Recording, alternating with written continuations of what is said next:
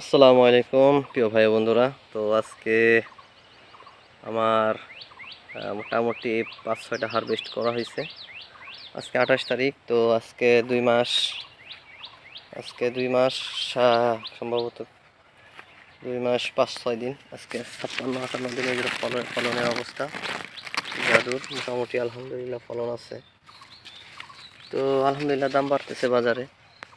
এই যেন ফলন রেখে দিচ্ছি, ফল আছে মোটামুটি ভালো ফলন আছে। তো রেখে দিছি রমজানের জন্য, বিক্রি করার জন্য। রমজানে এই গাছে ফলন আছে, মোটামুটি ভালো ফলন আছে।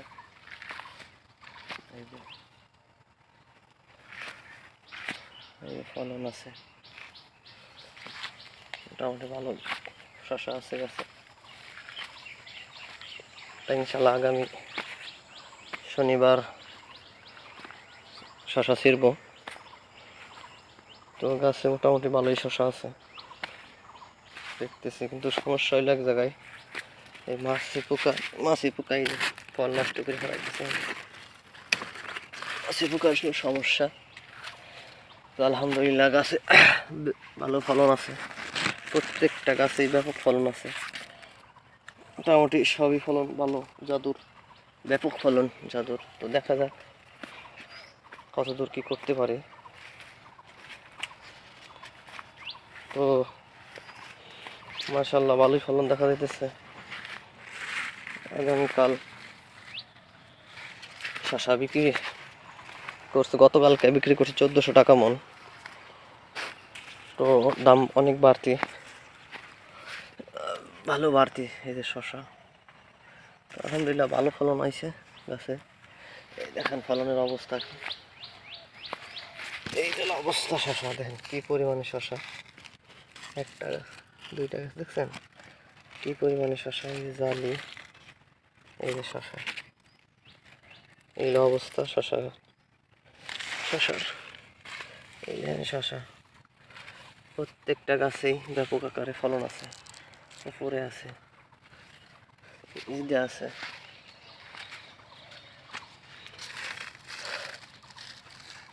শশার অবস্থা এই যে। তো আলহামদুলিল্লাহ আছে, ভালো ফলন আছে গাছে। তো এটা হলো এই যে জাদু, আলহামদুলিল্লাহ জাদুর ব্যাপক ফলন হয়েছে।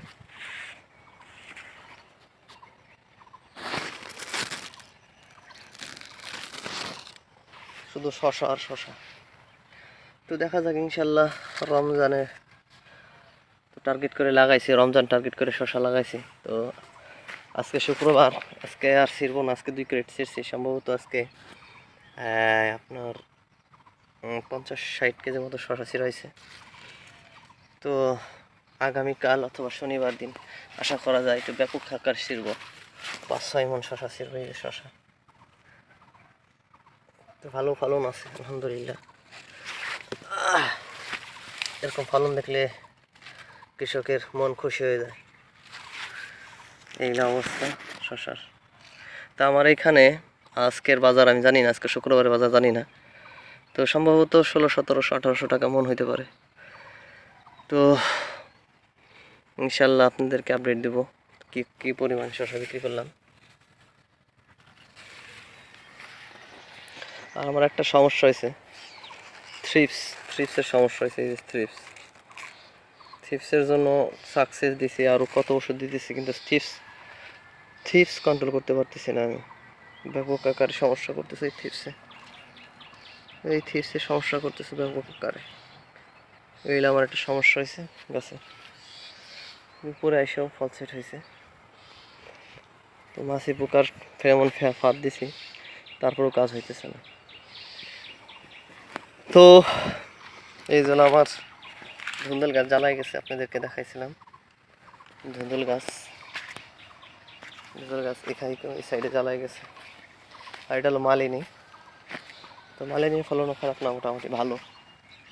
এই যে মালিনী শশা, মালিনী আছে ভিতরে আইসগিরনে। এই যে মালিনী ফলন, এই যে দেখা যাইতেছে শশা আছে, ভালোই শশা আছে খেতে। তো আলহামদুলিল্লাহ। তো ভালো থাকবেন সবাই।